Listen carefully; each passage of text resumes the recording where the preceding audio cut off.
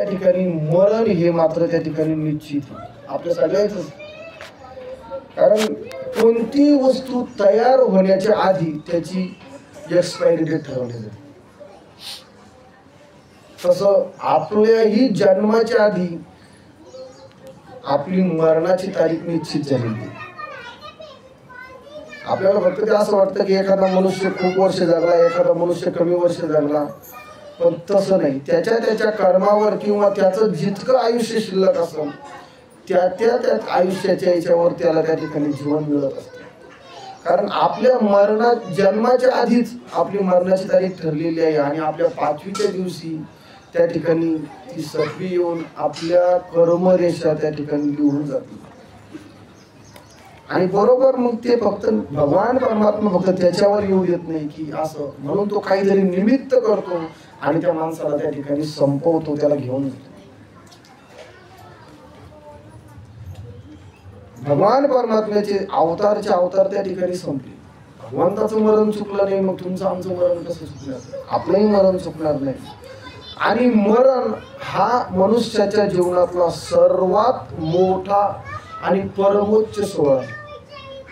आपण त्याला घाबरतो मरणाला, पण जो मनुष्य मरतो तो त्याच्या जीवनातला सर्वात त्या ठिकाणी महत्त्वाचा सोहळा आणि खूप त्या ठिकाणी म्हणजे त्याचं त्या ठिकाणी त्याला त्या ठिकाणी खूप मोठा सोहळा येतो मरणाचा. बाकीचे सोहळे तरी त्या ठिकाणी, पण मरणाचा सोहळा तुकाराम महाराज त्या ठिकाणी जिवंत असतानाच म्हणतात, मरण माझे मरून गेली मज केले अमर, किंवा मरणा हाती सुटली काय.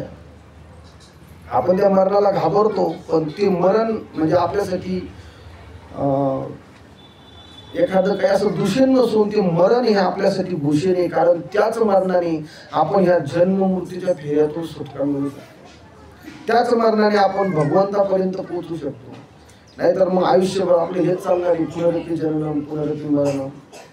पण या मनुष्य देहाला आल्याच्या नंतर आपण काय करतो, त्याच्यातून त्या जीवातून आपण या देहातून सुटका मिळू शकतो. पण त्याच्यासाठी आपल्याला भगवान परमात्म्याचं नामस्मरण करणं खूप गरजेचं. देवाचं नामस्मरण जर आपण त्या ठिकाणी करत राहिलो तर निश्चित आपल्याला त्या ठिकाणी गती प्राप्त होईल, चांगली सद्गती प्राप्त होईल. नाहीतर मग आपली जसं कर्म असेल तशा कर्मानुसार आपल्याला ती मग काही लोक आणि सर्वात जास्त त्या ठिकाणी अधोगतीला जाण्याची चान्सेस बऱ्याच. कारण का, त्या रस्त्याने कमी जास्त लोकांची ओरड झाली. सद्गतीला जाण्यासाठी कमी धावपळ तिकडे लोकांची, पण अधोगतीच्या मार्गाने जाणारी लोक खूप त्या ठिकाणी. त्याच्यामध्ये बरेच त्या ठिकाणी ज्याच्या ज्याच्या कर्मानुसार त्या गतीला प्राप्त होत असतात. तर माऊली म्हणतात, हे शरीर असे तैसे येण्याची शरीरे शरीरा येणे सरी. या शरीराने जर ठरवलं तर आपण अधोगतीला येऊ शकतो, आणि याच शरीराने ठरवलं तर आपण सद्गतीला येऊ शकतो. शरीर मुळात जर पाहिलं तर शरीर हे नाशिवंत आहे. शरीर हे नाशिवंत आहे, ते नाश पावणारे. मग नाश पावणारं शरीर आणि किती त्या ठिकाणी अपवित्र हे शरीर, अपवित्र. पण या अपवित्र अशा असणाऱ्या शरीराला सुद्धा पवित्र करण्याचं काम हे भगवान परमात्म्याचं नाम करत असतं. नाहीतर मग शरीर त्या ठिकाणी शरीर रोगाचे भांडार, शरीर दुःखाचे कोठार, शरीर दुर्गंधीचे थार, नाही अपवित्र शरीर आहे. शरीर रोगाचे भांडार आहे. किती रोग शरीरामध्ये, प्रत्येकाच्या शरीरात असंख्य त्या ठिकाणी रोग जडलेले. शरीर दुःखाचं त्या ठिकाणी भांडार आहे, रोगाचं भांडार आहे, दुःखाचं कोठार आहे. किती किती दुःख आहे शरीराला. दुर्गंधीचं थार आहे शरीर. सर्व शरीर आपलं एकदम दुर्गंधी आहे, नाश किती खराब आहे शरीर. उलट देवाने आपल्याला वरतून हे चमडं दिलं कातडी, म्हणून आपलं शरीर कुठेतरी बरं दिसतंय. हे चमडं जर नसतं ना तर काही नाळी इकून लोंबल्या असत्या, काही मांस इकून लोंबलं असतं, कसं दिसलं असतं विचित्र. पण हे चमडं दिल्यामुळं काय झालं, ते आतलं शरीरातलं जे काही पित्त आहे, रक्त आहे, ते आतल्या आत राहतं. नाहीतर एवढं शरीर अपवित्र आहे. थोडीशी जखम जर झाली तर किती विचित्र दिसतं शरीराला. पण अशा अपवित्र शरीरातूनही सुद्धा आपण भगवान परमात्म्याची प्राप्ती करू शकतो. ह्या अपवित्र शरीराला सुद्धा आपण पवित्र करू शकतो. किंवा फक्त त्याचं नामचिंतन केलं तेव्हा. आणि मग तुकाराम महाराज त्याच अभंगामध्ये म्हणतात की शरीर उत्तम चांगले, शरीर उत्तम आहे चांगलं आहे, पण केव्हा देवाचं नामस्मरण केलं त्यावेळी. नामस्मरण केलं, कारण नामस्मरण ही एकच अशी त्या ठिकाणी एकच हे असं साधन आहे की त्या नामस्मरणामुळे सगळ्या काही गोष्टी साध्य होऊ शकतात. आपलं मेन साध्य काय? आपलं साध्य आहे की भगवान परमात्म्याची प्राप्ती करणं, किंवा या मानवी शरीराचा त्याग केल्याच्या नंतर आपल्याला दुसऱ्या कोणत्याही शरीरात त्या ठिकाणी प्रवेश करायचा नाही, किंवा ह्या जन्म मृत्यूच्या फेऱ्यातून आपल्याला बाहेर पडायचं. हेच आपल्या या शरीराचं त्या ठिकाणी मेन साध्य आहे. आणि ते साध्य करायचं असेल तर आपल्याला देवाचं नामचिंतन करणं खूप गरजेचं आहे. मग शरीरे साध्य होय केले, शरीरे साधले परब्रह्म. या शरीराने ठरवलं ना तर आपल्याला त्या ठिकाणी देव होता येतं. शरीराने ठरवलं तर आपल्याला चोरही होता येईल, काही त्या ठिकाणी मोठा दरोडेखोरही होता येईल, आणि ठरवलं तर देवही होता येईल. त्याच्यासाठी आपल्याला देव भगवान परमात्म्याचं नामचिंतन करणं त्या ठिकाणी खूप गरजेचं आहे. ह्या वर्ष श्राद्धाच्या दिवशी आपण हे जे नामचिंतन करतो, काही नामस्मरण करतो, सर्वजण त्या व्यक्तीच्या नावाने काहीतरी विधी करतो, तर या गोष्टीपासून सुद्धा त्याला त्या ठिकाणी आनंद होत असतो. का? तर त्या यमधर्माच्या दरबारातली सगळी प्रक्रिया पूर्ण झाली की मग तो यमधर्म त्या ठिकाणी सांगतो, अरे ठीक आहे म्हटलं, तुला त्या ठिकाणी देवाने जर तुला अभय दिला असेल, देवाने जर सांगितलं असेल तर जन्ममृत्यूच्या फेऱ्यातून तुला त्या ठिकाणी सुटका मिळेल, पण जी काही प्रोसिजर आहे म्हटली ती करावंच लागेल.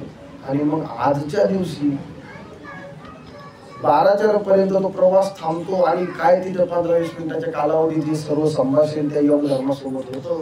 आणि झाल्याच्या नंतर मग त्या जीवात्म्याचे 3 भाग केले जातात. त्या जीवात्म्याचे 3 भाग त्या ठिकाणी होते, आणि 3 भाग झाल्याच्या नंतर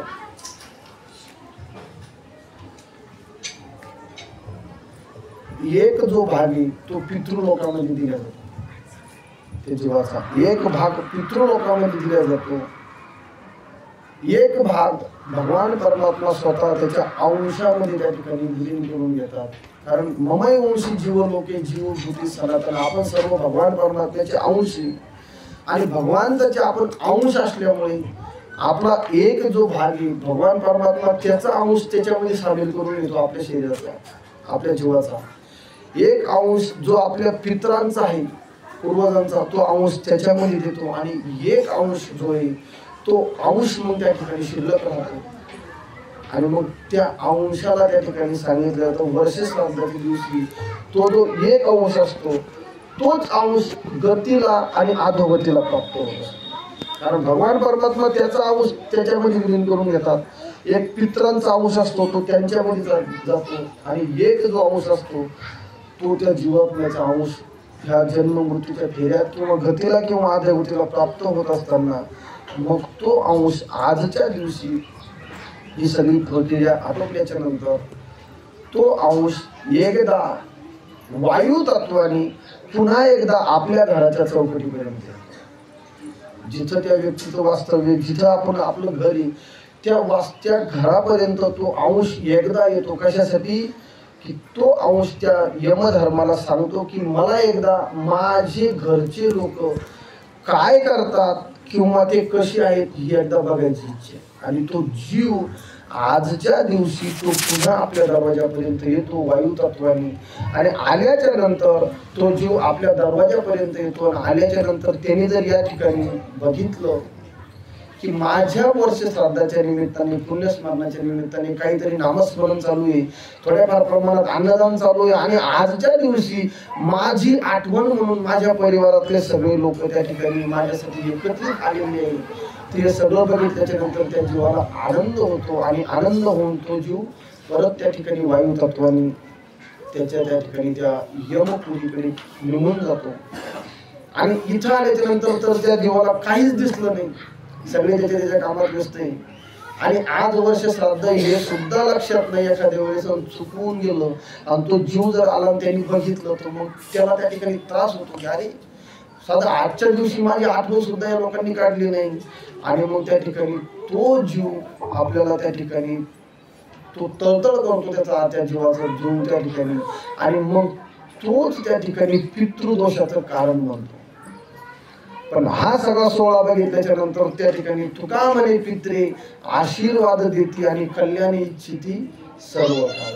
ते आपलं गेलेला व्यक्ती या ठिकाणी बघतो आणि त्या ठिकाणी तो समाधानी होतो. मोठा व्यक्ती असेल आपल्यापेक्षा गेलेला, तो आशीर्वाद देतो, आणि लहान व्यक्ती असेल तर तो आनंदित होतो. त्याच्या भविष्यात तो त्या ठिकाणी कुठल्याही प्रकारचा क्लेश आपल्याला होणार नाही. सर्वात महत्वाचं आहे पितृदोषाची हेच कारणे की आपण त्या व्यक्तीचा विधिवत पूर्ण करत नाही, आणि त्याच्यामुळे ती पितृदोष. आणि मग एकदा का पितृदोष कुणाला लागला तर मग त्या ठिकाणी नारायण नागबली, त्रिपांडी, कालसर्प असे विधी आपल्याला करावे लागतात. आणि मग त्या ठिकाणी ते विधी केल्याच्या नंतर त्या जीवाची शांती होते. पण आधीच जर आपण आपल्या सर्व विधी जर त्या ठिकाणी विधिवत पूर्ण केल्या तर त्या ठिकाणी कुठल्याही प्रकारचं त्या जीवापासून आपल्याला दुःख होणार नाही. कारण तो जीव काही विनाकारण दुःख देण्यासाठी आपल्याला त्या ठिकाणी नसतो. ज्यावेळेस आपल्यापासून त्याला पीडा पोहोचली त्यावेळेलाच तो आपल्याला त्या ठिकाणी दुःख देतो. आपल्यापासून जर त्याला काही पीडा पोहोचली नाही तर तो आपल्याला विनाकारण त्या ठिकाणी दुःख देत नाही. म्हणून त्यासाठी ठिकाणी वर्ष श्राद्ध ही, कारण मनुष्याच्या जीवनात त्या ठिकाणी हे 16 संस्कार आहे. जन्माच्या आधी गर्भधान संस्कारापासून तर त्या ठिकाणी मृत्यूचा संस्कार, आणि आता हे शेवटचा हा जो विधी आहे हा वर्ष श्राद्धाचा. एकदा हा विधी झाला की मग त्याच्यानंतर बाकी ते मग पितृपक्षात जातं सगळं. मग पुण्यस्मरण केलं काय नाही केलं काय, पण हा आजचा मनुष्याच्या जीवनातला हा आजच्या दिवशीचा शेवटचा विधी असतो. आणि इथपर्यंत झालं की नंतर मग एकदा ती भरणी श्राद्ध संपलं की मग त्या मनुष्याचं त्या ठिकाणी पितृपक्षामध्ये जे पितृपाट्यात आपण जे करतो तेवढंच. पण त्याच्यामध्ये पितृपाट्यामध्ये पितृपक्षामध्ये जो व्यक्ती विवाहित असला त्याचा त्या ठिकाणी विधी करता येतो. पण अविवाहित मनुष्य मरण पावल्याच्या नंतर त्याचा पुढे कोणताही विधी नसतो. म्हणून तर त्या ठिकाणी शास्त्रात सुद्धा सांगितलेलं आहे की अविवाहित त्या ठिकाणी मरण, त्या ठिकाणी अविवाहित मरायला त्या ठिकाणी, कारण त्याचं पुढं काही त्या ठिकाणी विधी होत नसतो कुठल्याही प्रकारचं. एकदा मनुष्य विवाहित होऊन जर मरण पावला त्याचं दरवर्षी त्या ठिकाणी पितृपक्षामध्ये साध्य होईल. अविवाहित माणसाचे केले तर फार फार जास्तीत जास्त मुंजे होतात, त्याच्यापेक्षा काही नाही. म्हणून त्या ठिकाणी अविवाहित जर मरण पावला तर त्याचा कुठलाही विधी होत नाही. म्हणून त्या ठिकाणी शास्त्राने सुद्धा सांगितलेलं आहे की मनुष्याने अविवाहित त्या ठिकाणी मनुष्याला मरण आलं नाही पाहिजे. पण आता बरेच लोक त्या ठिकाणी अविवाहित असतानाही त्या ठिकाणी मरण प्राप्त होतं. असं त्या ठिकाणी फक्त त्या ठिकाणी माऊलीचं म्हणणं आहे की तैसे येणीचे शरीर, या शरीराने आपण काही त्या ठिकाणी अधपतनालाही जाऊ शकतो. कसं तर खडकी जैसे वर्षिले का अग्नी माझे पेरिले कर्म मानी देखिले स्वप्न देशी. एखाद्या वेळेला त्या ठिकाणी खडकावर कितीही पाऊस पडला तर काही फायदा होतो का? खडकावर पाऊस पडला किंवा अग्नीमध्ये एखादं बी पेरलं तर ते जसं उगवत नाही, तसं या शरीराने जर ठरवलं की आपल्याला या शरीरातून मुक्त व्हायचंय तर त्या ठिकाणी आपण मुक्त होऊ शकतो. या शरीराने ठरवलं की आपल्याला त्या ठिकाणी अधःपतनाला जायचंय तरी आपण अधःपतनाला जाऊ शकतो. म्हणून या शरीराचं त्या ठिकाणी या शरीरामार्फत भगवान परमात्म्याचं चिंतन करणं खूप गरजेचं आहे. ज्याने हा जीव दिला दान तयाचे करीन चिंतन जग जीवन नारायण गायन गुणतायाचे. देवाने आपल्याला एवढा मोठा अनमोल किमतीचा नरदेह त्याने आपल्याला हा दान स्वरूपात दिलेला आहे. आणि दान स्वरूपात दिल्याच्या नंतर या शरीराने आपण त्याचंच चिंतन केलं पाहिजे. आणि त्याचं चिंतन केलं की मग तो आपल्याला काय करतो तर ह्या जन्म मृत्यूच्या फेऱ्यातून तो आपल्याला सोडवतो. तो का म्हणे तुझं सोडविना कोणी एका चक्रपाणी वाचून, किंवा अंतकाळीचा सोयरा तो का म्हणे विठू खरा. आपला जो खरा सोयरा असेल तर तो भगवान परमात्मा आहे. बाकीचे सोयरे हे फक्त आपल्या त्या ठिकाणी तेवढ्यापुरते तेवढे, आणि प्रत्येकापासून काही ना काही स्वार्थ आहे, काही ना काही लाभ आहे. म्हणून एखाद्या वेळेस असं वाटतं एखादा मनुष्य मरण पावला की किती लोक रडून राहिले त्याच्यासाठी. पण रडतात ते मला त्याच्यासाठी थोडी रडतात, त्या व्यक्तीसाठी ते रडतच नाही. रडती पडती पुढे कैसे होईल म्हणती, आपुलिया हिता रडती जना देखता. नातेवाईक त्या ठिकाणी नाथमहाराज म्हणतात की आपुलिया हिता रडती जना देखता, आपल्या हितासाठी समाजाच्या समोर रडतात किंवा रडती पडती पुढे कैसे होईल म्हणते. एखादा कर्तबगार माणूस जर घरातला गेला असेल तर आता आमचं कसं होईल म्हणून रडतात, किंवा समाजाच्या समोर रडत काय आपुल्या हिता रडती जना देखता, आपल्या हितासाठी रडतात, त्याच्यासाठी कुणी रडत. मग त्याच्यासाठी रडले असते तर मग एक दोन जण तर सगळे गेले असते प्रत्येक माणसाचे समोर. तसं काही नसतं, कोणी कोणासाठी रडत नाही, कोणी कोणासाठी. ही फक्त माया आहे. जाव फक्त एकलं त्या एका व्यक्तीला लागतं. उद्या आपणही गेलो तर आपल्यासाठी त्या ठिकाणी 13 दिलं तर तेरिया होईल. बायको सुद्धा 13 दिवसापर्यंत रडती, 14व्या दिवशी ती सुद्धा रडायला रिकामी राहत नाही. म्हणून त्या ठिकाणी ह्या जन्माला आल्याच्या नंतर एक आपलं कर्तव्य म्हणून त्या कुटुंबासोबत आपल्याला त्या ठिकाणी त्यांचं कर्तव्य पार पाडायचं असतं. पण आपल्या शरीराची यती कर्तव्यता म्हणून आपल्याला आपलं शरीर हे त्या ठिकाणी आपल्याला आपलं आत्मकल्याण कसं करता येईल हे आपल्या शरीराने आपल्याला ठरवावं लागतं. देहीच्या अवसना कोणी कोणा नये काम. एकदा का देह आयुष्य संपलं की कोणी कोणाला कामा येत नाही. उलट काय म्हणतात त्या ठिकाणी, माझे माझे म्हणून करी तोशी कष्ट, उडाला तो हंस राहिले फलक. किती आपण आपल्या परिवारासाठी कष्ट करतो, त्या ठिकाणी आपल्या परिवारासाठी आपण किती त्या ठिकाणी अट्टहास करतो. पण एकदा का या शरीरातून देह जीव निघून गेला की मग हे काय तो फलकट राहतो. आणि मग त्या ठिकाणी सजन सर्वत्र करीती विचार, काढा काढा काढा म्हणती झाला मेला. मनुष्य मेल्याच्या नंतर साधं त्याला 2 तास सुद्धा शिल्लक घरात ठेवत नाही. एकदा का पाहुणे रावळे आले की म्हणतात काढायला लवकर, त्याचं नाव सुद्धा घेत नाही बाबा. नंतर माणूस मेला ना की त्याचं नाव सुद्धा घेत नाही. असं म्हणतात का त्या व्यक्तीचं नाव घेऊन असं असं येईल त्याला काढा, अरे माती जड उरली म्हणते, मातीच्या मातीत काढा लवकर. म्हणजे एवढं त्या ठिकाणी सजन समुद्र करती विचार, काढा काढा म्हणती झाला भूमी भार. भूमीला भार झाला म्हणते काढा लवकर. नाही, त्याला घरात सुद्धा ठेवत नाही जास्त. म्हणून हे फक्त माया आहे की आपलं त्या ठिकाणी आपल्या परिवारातला होता आपण त्याच्यासाठी, पण फक्त ही माया आहे.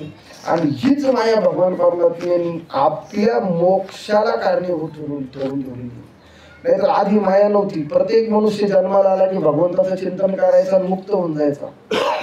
पण त्यांनी ही माया सोडली आणि माया सोडल्याच्या नंतर मग हे नातेसंबंध तयार केले. ही आई आहे, वडील आहे, मुलं आहे, त्या ठिकाणी पत्नी आहे, हे सगळे नातेसंबंध लावून दिले. आणि नातेसंबंधामध्ये आपल्याला त्या भगवान परमात्म्याने अडकवून टाकलं. पण याच्यातूनही जो त्या ठिकाणी चतुर असेल, जो हुशार असेल, तो भगवान परमात्म्याचं चिंतन करून आपल्या या देहाचं, या शरीराला आल्याच्या नंतर आपल्या देहाचं सार्थक करून घेतो. आणि आपल्या देहाचं सार्थक करणं हेच आपल्या त्या ठिकाणी जीवाचं त्या ठिकाणी कर्तव्य आहे. आणि आपल्याला या शरीरानेच या शरीराचं इति कर्तव्यता साध्य करणं हे आपलं कर्तव्य आहे. आणि याच शरीरातून आपण मुक्त होऊ अशी आपण त्या ठिकाणी भगवान परमात्म्याचे चिंतन करून सारखी त्या ठिकाणी प्रार्थना केली पाहिजे. आज त्या ठिकाणी प्रवचन करत असताना जे काही आजच्या प्रवचनाचं पुण्य असेल, नामस्मरणाचं पुण्य असेल, अन्नदानाचं पुण्य असेल, हे सर्व पुण्य आपण त्या गेलेल्या व्यक्तीला अर्पण करू. आणि भगवान परमात्म्याकडे त्या ठिकाणी विनंती करू की जर यदा कदा त्याच्याकडून काही निश्चित कर्म घडलं असेल, यदा कदा त्याच्याकडून काही त्या ठिकाणी अनावधानाने जीवन जगत असेल, चुकी झाली असेल, तर त्या व्यक्तीच्या सर्व चुका पदरात घेऊन आणि भगवान परमात्म्याला आपण विनंती करू की गेलेल्या व्यक्तीला त्या ठिकाणी सद्गती प्राप्त हो.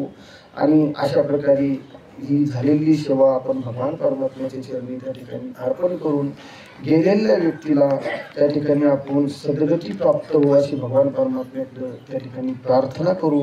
आणि फसाईदाराने त्या ठिकाणी आपण त्याला आदरांजली अर्पण करून आणि भगवान परमात्मा त्या ठिकाणी त्याला सद्गती प्राप्त करून देऊ. आणि तुमच्या त्या ठिकाणी तुमच्या परिवारावर दुःख कोसळले नाही, तुम्हाला सुद्धा या दुःखातून सावरण्याची भगवान परमात्मा शक्ती देऊ.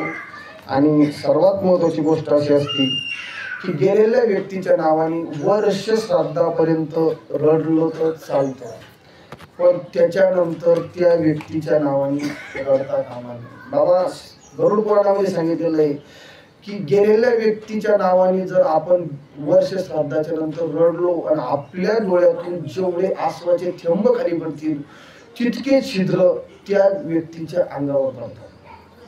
आज कारण आज त्या व्यक्तीला दुसरं शरीर प्राप्त होणार आहे. कशाचं होईल सांगता येणार नाही. आज त्या व्यक्तीला दुसरं शरीर प्राप्त होणार आहे आणि आपल्या डोळ्यातून प्रत्येक पडणारा थेंब हा त्या शरीरावर एक एक छिद्र पाडतो. म्हणून त्या ठिकाणी 1 वर्षाच्या नंतर त्या व्यक्तीसाठी रडणं हे गरुड पुराण त्या ठिकाणी निश्चित सांगतं. रडलं नाही पाहिजे. उलट त्या ठिकाणी त्या व्यक्तीच्या नावाने नामस्मरण करायचं. त्या व्यक्तीच्या नावाने आपण त्या ठिकाणी काही आपल्याला चांगलं काम करता येईल जेणेकरून पुढच्या जन्मातून सुद्धा त्याला लवकर त्या ठिकाणी सुटका मिळेल. कारण आणि तसं होतं जसे आपण इकडं चांगले कर्म करू एखाद्या वेळेस असं होतं की त्याला दुसरा शरीर मिळाल्याच्या नंतरही त्याला पटकन त्यातून सुटका मिळते आणि त्या ठिकाणी त्याचं इति कर्तव्य किंवा त्याचं परम कल्याण होऊ शकतं. म्हणून त्या ठिकाणी आपण सर्वजण एकदा पसायदान घेऊ. त्या ठिकाणी आता विश्वात्मके देवी हीने वागिज्ञ तोषावी तोषोनी मज जावे पसाय दानही जे खळांची व्यंकटी सांग तया सत्कर्मे दिवाळो दुरितांचे तिमिर जाऊ विश्वस्व धर्म सूर्य पाहू जो जेवांशील तो ते राहू कामयात वर्षत सकळ मंगळी ईश्वर निष्ठांची मांजरी अनवरत मंगळी भेटतो त्या चला कल्पतुंच्या चेतना चिंतामणीची गाऊ